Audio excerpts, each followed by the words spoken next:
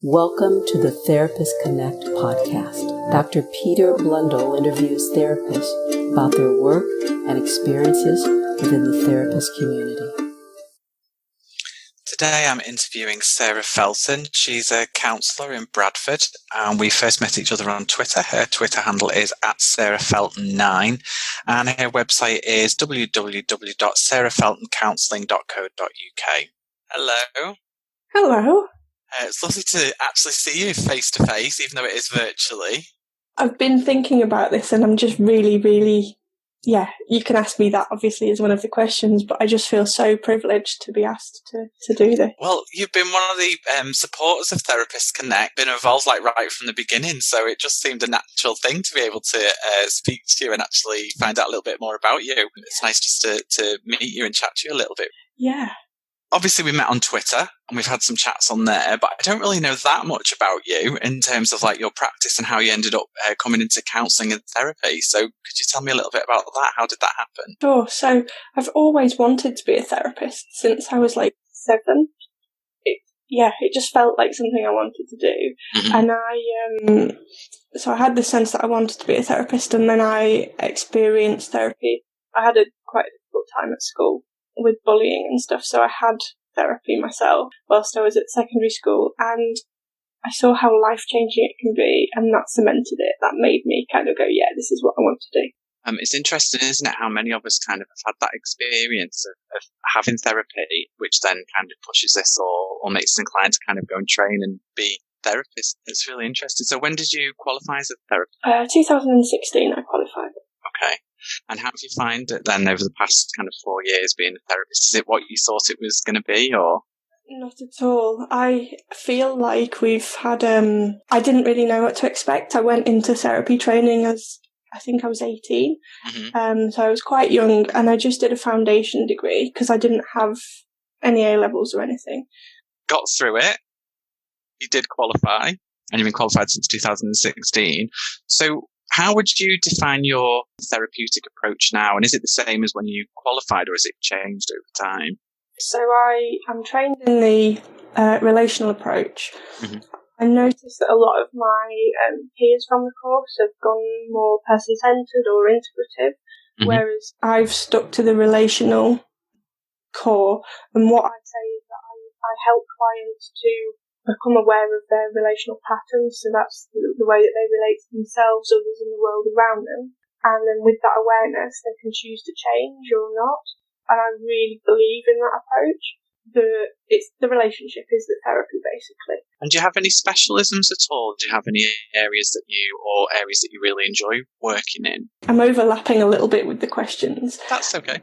Had a specialism in anxiety originally because mm-hmm. that's my experience. I talk a lot about lived and living experience. So what I mean by that is it's not just people, counsellors and therapists who have had past experience of things like depression, anxiety and other mental health issues. It's actually people who are still maybe struggling with that stuff. So I have experienced anxiety in the past, so I was drawn to working with people who had anxiety.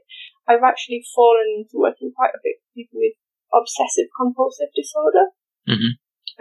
Which isn't something I've had any extra training in, but I became interested in it and have worked in that area.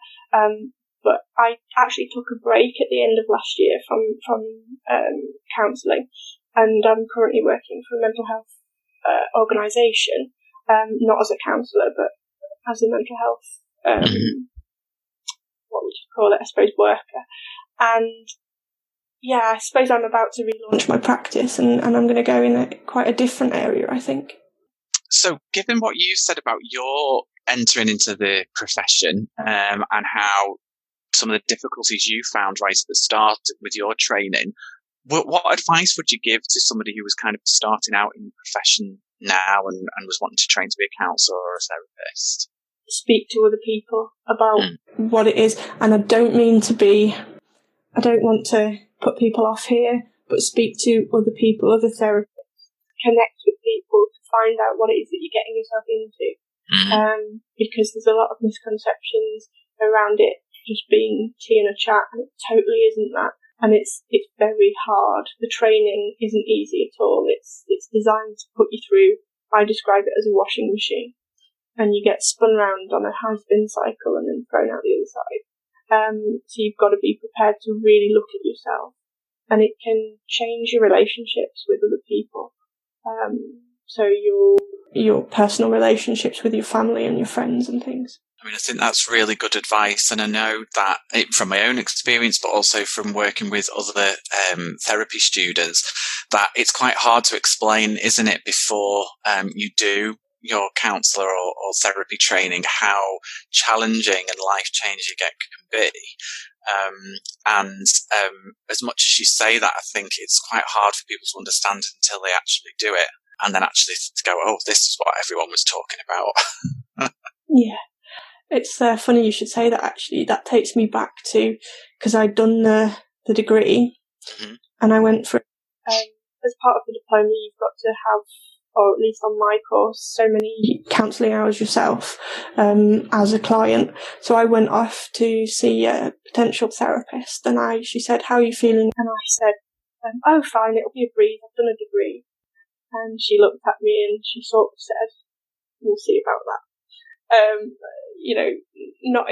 Not in a way to put me down, but just, are you prepared? When I'd finished working with her, after way more sessions than the 40 that we were supposed to have, she said, so what do you think about what you said to me at first? And I said, well, I was wrong, wasn't I?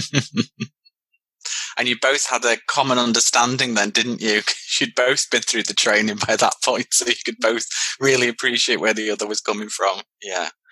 I think that's really good advice, and I think particularly for people who are interested in counselling and psychotherapy, actually exploring the type of approach that they might be interested in training in is really important. And I think you're right, speaking to other therapists about their training, what they've been through, is really important, and kind of get a good understanding of the area that you want to go in before you start your training. So I think that's really good advice. It can feel quite lonely at times. So I'm very grateful for your hashtag. Well, I think, I know we've kind of spoken about this on Twitter or debated it really, that actually there's so many people or therapists I should say, who have felt quite lonely actually and isolated. The hashtag, at least in some part, has helped kind of bring some people together to kind of connect a little bit more and kind of discuss therapy, so that we're not feeling quite as isolated, hopefully. So I'm wondering how you felt being involved with the Therapist Connect hashtag, because you were one of the first people who were there advocating it and using it and connecting with others. So what was it like from your experience? I loved it. It's so good to reach other people, because on your own, well, my Twitter handle is Sarah Felton 9. On your own, it's very difficult to reach other people because you're almost talking into a void. But when the hashtag appeared, you can just connect with so many people.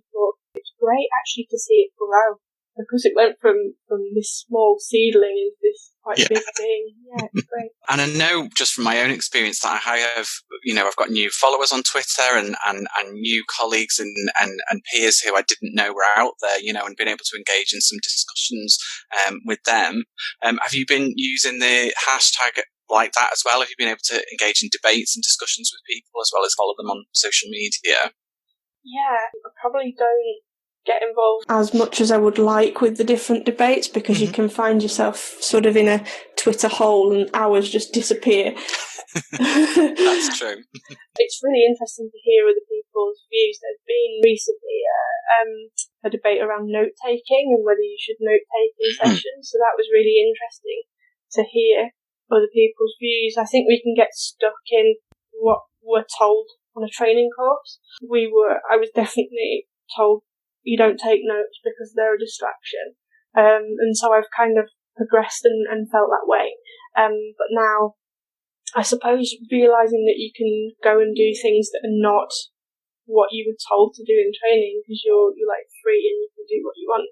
It's been amazing to see other people. I have put some quite, I don't know, I suppose you'd call them controversial stuff out there on using the hashtag, and been overwhelmed by the response. in a really positive way. I mean, that's fantastic. I think there's 2 points to pick up on there. One, this idea that, you can follow the hashtag and you don't have to necessarily get involved with the discussions, but you can observe and watch and see what people are saying while you're trying to formulate your own views, which I think that's absolutely fine. And it can be really useful.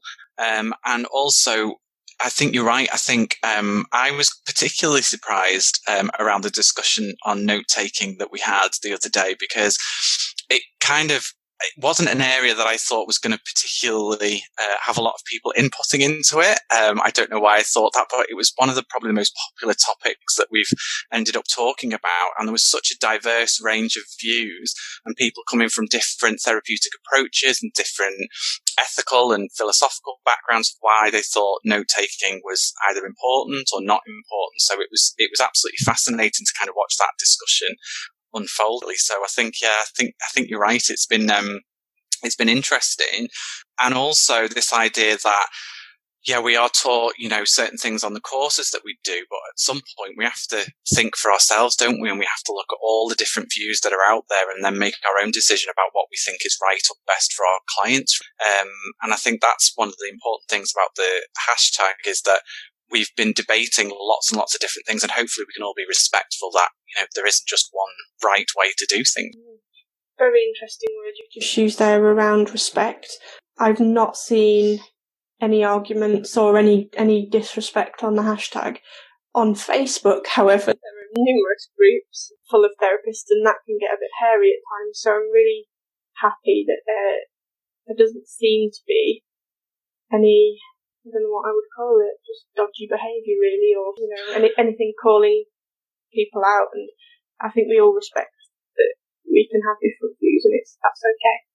And I think that is a really important point. And I know that I have seen on a variety of forums, actually, therapists being probably quite rude and sometimes abusive to each other in terms of opinions and discussions and debates.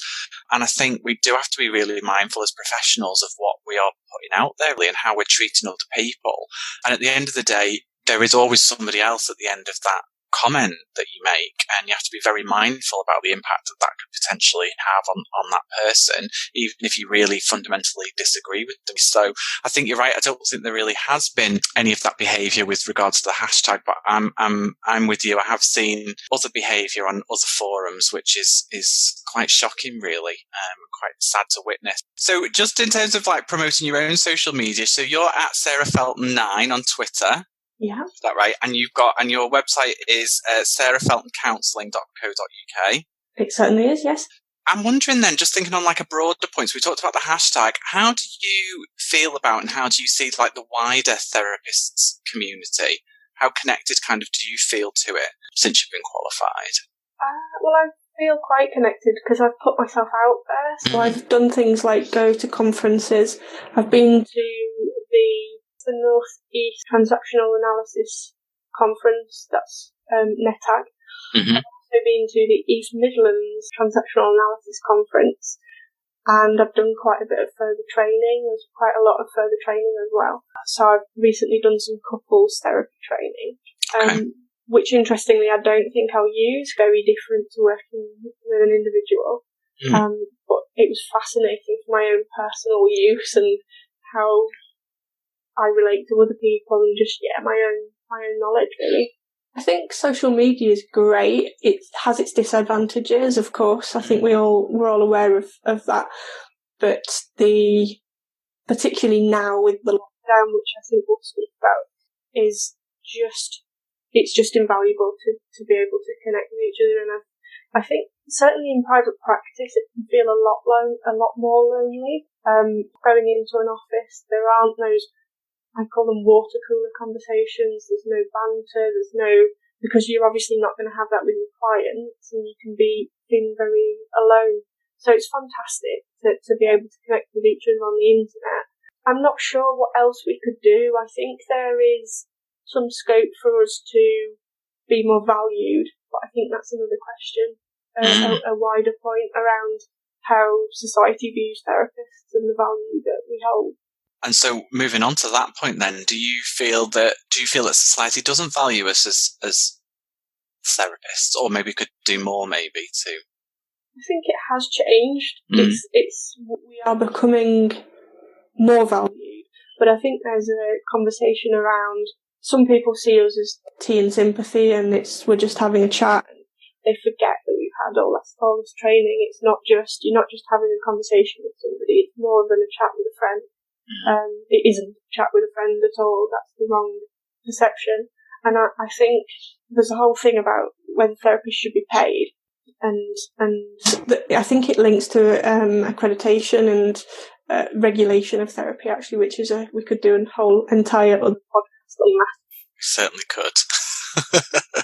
But I do understand that. I think the point that you're making there, which is around valuing us, each other as professionals, and that actually, I think the training that we do, we do some initial training, but it is a lifelong learning, in my view, where, we are constantly trying to better ourselves and do better work for our clients, and that takes a lot of effort and commitment. And so I think you're right, it's not just a cup of tea and a chat with somebody. Some of the work we do is really quite specialised and takes a lot of commitment from us as professionals. What do you think then is the biggest challenge that the profession faces going forward, if you think that there is any? Can I be very greedy here and have two? You certainly can. We've got plenty of time. I feel that the whole regulation debate is one thing, because personally part of me feels that until we're regulated, we won't be taken seriously. Even though actually I disagree with regulation. I don't think that, because my whole argument is Harold Shipman. He was a doctor, and that's a regulated profession. There's bad apples in every profession, and I don't think regulation will necessarily stop that practice. But I do think it would elevate the profession to a standard where people take us seriously. That's really interesting. So for you, regulation is more about the standing of the profession and for other professionals to kind of take us seriously. And then did you have another one? You had another? Yeah, it's quite a massive point. It's accreditation. I'm just massively controversial today, but I think that accreditation doesn't necessarily mean that you're a better therapist than somebody who isn't accredited. Personally, I'm not accredited, but I did do an accredited BACP course. Which means that I'm a registered member of BACP, and I think that should be the standard. Obviously, this is just all my opinion rather than the truth, but I think that the registered should be the standard, because we risk having registered members and then accreditation, and then further than that is senior accreditation. So it's kind of splitting the profession into tiers, and I don't agree with that. And so it's that idea of the hierarchy almost, of that these professionals are better than the others because of going through this accreditation process. And I suppose what the question is whether they are better therapists, or, and is there a distinction? And at the moment, I'm like you, I'm a registered member, not accredited. And I think there's a lot of debate out there at the moment about that whole system. So I think it's really important to gather people's views and get people's understanding about the accreditation system, what value placing on it. So I think, it might be a controversial point to some, but I think it's an interesting and a valid point to make. Thank you. Thanks. Okay, so I noticed that on your website that you blog, and I've tweeted a little bit about some of the blogs that you've written. I'm just wondering, what made you start blogging, and kind of how does that link to your therapeutic practice? So the blog on my website's gone very quiet now because I'm not consistent with it at all, and I totally should be. The reason for starting a blog is really to attract people to the website, because if you've got something to say, people might want to read it, and that might lead to people making inquiries about the work that I do. There's always something to blog about, but since I've been taking a break, I've kind of taken my foot off the gas with that a bit, and I know that I need to get on with it. I mean, the good thing about a blog is, once you've written it, it stays there. So there's plenty on there for people to have a read and have a look at. One of the ones I was really interested in was the blog for the Counsellors Cafe. And you were talking about the stigma of therapists who are going through their own issues with mental health. And I just wondered, could you just let me know a little bit about what led you to write that article? Yeah, it's not a huge blog. It's an article, but I keep telling myself I'll do a follow-up. Yeah, that I called it stigma in therapy, and really that's not an accurate title, because really it's about therapist vulnerability. Mm-hmm. And because I spoke earlier about going through feeling like I'd been put through a washing machine on the course and then being chucked out. And I sort of, breakdown's too strong, but I definitely went through a tough time because I was pushed out from university, this holding environment, if you like, and left to my own devices, and it was tricky to find my feet. So I spoke about that, and the debate is really around, should therapists be vulnerable?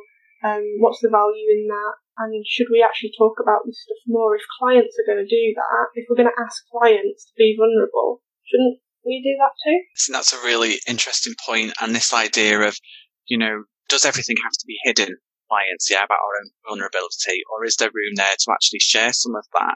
And I think the other point that I thought was really important from your blog was this idea that, if us as therapists aren't talking about it and being able to discuss it as therapists, then how can we expect our clients to? One of the lines from your blog that I just really liked, I just wanted to read out, was, I just feel that if we, as mental health professionals, are trying to reduce stigma and encourage others that it's good to talk, we should be able to model this ourselves. And I thought that just kind of summarised what the point you were making. How did you feel after you'd written the article and kind of put that out there? Because you're talking about vulnerability. It's being vulnerable yourself there, isn't it, in quite a public forum?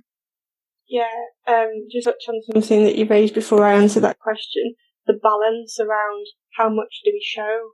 What do we want to be out there? And that point, I think that each counsellor has to make for themselves. Each therapist has to decide that for themselves. I don't have all the answers.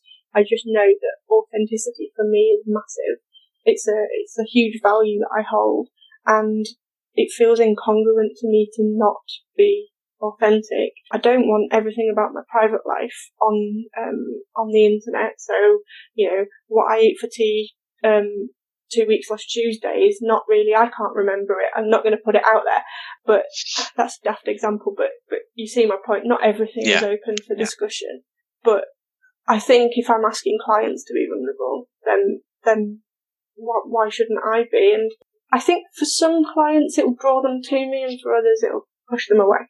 And I have to acknowledge that and be prepared for that. And I think that's a really important point, is that you acknowledge there that actually, okay, you put it out there and people will respond to it in different ways, but that it's out there and clients are able to make that choice, aren't they? Whether that is something that draws them to you or makes them say, actually, that's somebody I wouldn't want to go and see. Both of those things are absolutely fine. And just following on from that, I think one of the other points that you made in that article was around, you were aware that it wasn't going to make it about you, when working with clients, that actually, you've talked about something and you've shown a level of vulnerability, but actually there is always that kind of professionalism when you're working with clients where that's not going to be the topic of conversation when you're having sessions with clients. The focus is always on them, which I thought was a really important point. We can do both of those things, show some vulnerability and also then focus on client. Absolutely. I do occasionally share things, but it's that self-disclosure. We could do another podcast on that, really, and debate that one. If I'm going to do it, it has to be in the benefit of the client who's suffering with anxiety. I might say, I know what that's like. Just because it can, not to make it about me, the focus then goes straight back onto the client. But just if they're really struggling, to normalise that, and, if I can help them to feel like they're not alone and that's not something that they're having to struggle with on their own, then, I might say something like, I've been there and I know what that's like, and, the relief. And that very much idea of using yourself within the therapy, actually all aspects of yourself within the therapy with clients for their benefit, for what they need. So, just going back to that other question then, how did you feel after you'd put it out there, and how do you think it was received once you put it out there? I remember feeling so nervous whenever I put it out there. I didn't know what the reaction was going to be. I remember sitting and thinking, what have I done? What have I done? Once you've put this out there, you can't undo it. You can take it down, but somebody's going to have seen it. And I was really nervous, but it started to get traction. It got way more views than I ever thought it would, and I got such a positive reception from it. It was mad, really. And then you saw it, you liked it. I couldn't believe it. Well, it was well written, and I thought it was looking at an area that we just don't really talk about that much. And I thought it was brave to just kind of put yourself out there and talk about it, and in a very balanced way as well, I think. And so, yeah, and I also know, just go back to what you were saying there in terms of feeling scary that once it's out there, even if you took it back and said, oh, I don't want that out there anymore, people will have read it, some people will have seen it. And I think it's quite a brave thing to do on social media or blogging or whatever it is, to kind of share some vulnerability. I just recall feeling, I don't know what the word would be, enamoured, I suppose, because, I don't know, I'm guessing you've got a PhD by the Yes, I do. Yeah. So for somebody who's got a PhD to like something that I've written, just felt I was blown away. I really was. Well, and as I appreciate that, but I suppose, you know, from a very human point of view, you know, I think it's actually more impressive to be vulnerable in that way online than it is to have a PhD, to be honest with you, because you're really sharing something very personal about yourself, but also with the hope that you start in a conversation with other people and other therapists about their experience. And I think that's fantastic. And I think that it definitely should be celebrated. So I appreciate your comments, but I think what you did was a lot braver than what I did. And of course, because I'm part of Therapists Connect, people are still seeing this article now. It was written in 2016 and people are still seeing it, and it almost feels like I can take myself out of it now. It's no longer about me. It's just about having that broader conversation. If it impacts somebody, that's great. And that's, I think, the fantastic bit about social media and blogging. It can be a really central focal point for some really important debates to happen. And as you say, now that it's out there, it's kind of, yeah, okay, it's done, and you felt vulnerable doing it, but it's added to that whole conversation and that debate around talking about our own mental health and the difficulties that we can face sometimes as therapists. So I think that's fantastic. That's great. So just coming to the end, kind of gone through most of my questions. I've absolutely loved it. So Brilliant. Thank you very much for having me. No, thank you very much for agreeing to do it and taking the time out of your day, because I really appreciate it. Thanks for your support with Therapists Connect. Thank you for listening to the Therapists Connect podcast. Go to www.therapist-connect.com for more discussions and debates.